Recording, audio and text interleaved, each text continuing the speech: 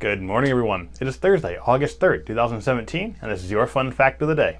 Theology Thursdays. Matthew chapter 7, verse 1. Judge not, that you not be judged. ...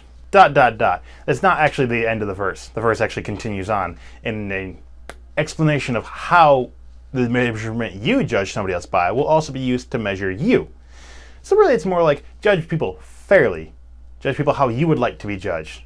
It's not saying everyone's exempt from being judged at all. I already did a fun fact on this a while ago, but important things tend to be repeated and it didn't seem to sink in very much because it got used inappropriately at me a little while after I put that out. So let's try this again. I have a particular disdain for the mangling of this verse, as it's often used by people who don't really believe in anything that Christianity would hold to, and would actually say they don't believe in anything Christianity holds to, even though they totally do. There's a lot of good things Christianity holds to that a lot of people don't realize they share. But people like to use this just as a, you know what, just stop talking to me. Stop telling me that you don't like what I'm doing, or that what I'm doing is wrong, or that you have a bad look on your face based on something that I'm perceiving what you're thinking based on what I'm doing. Further, it's actually one of the most referenced verses in the vocabulary of the postmodern church, where church members will actually chide other members for pointing out that somebody may not be exhibiting the fruits of the Spirit.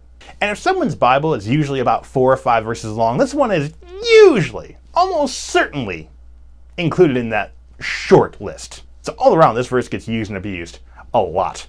The bottom line is that Christians are absolutely actually called to judge other believers. But we must judge rightly and not hypocritically.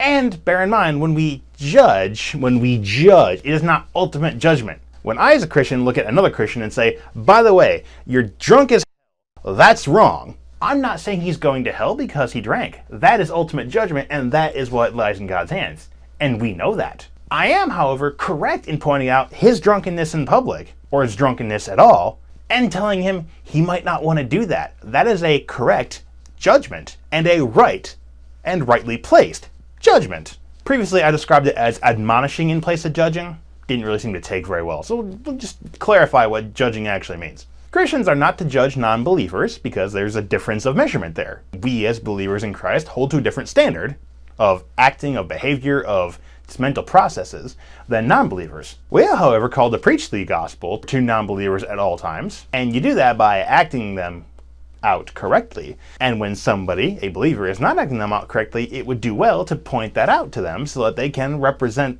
Christ correctly to non-believers. The most humorous aspect in the misuse of this verse is that it invariably occurs in such a way that the person misusing the verse, by referencing it, is actually pronouncing a judgment themselves.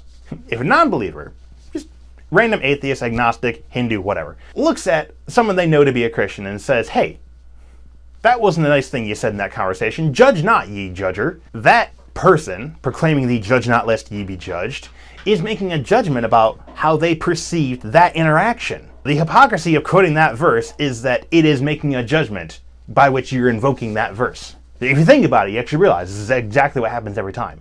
Irony abounds. So clearly this shallow interpretation of, you can't tell me what I'm doing is wrong, does not actually make sense.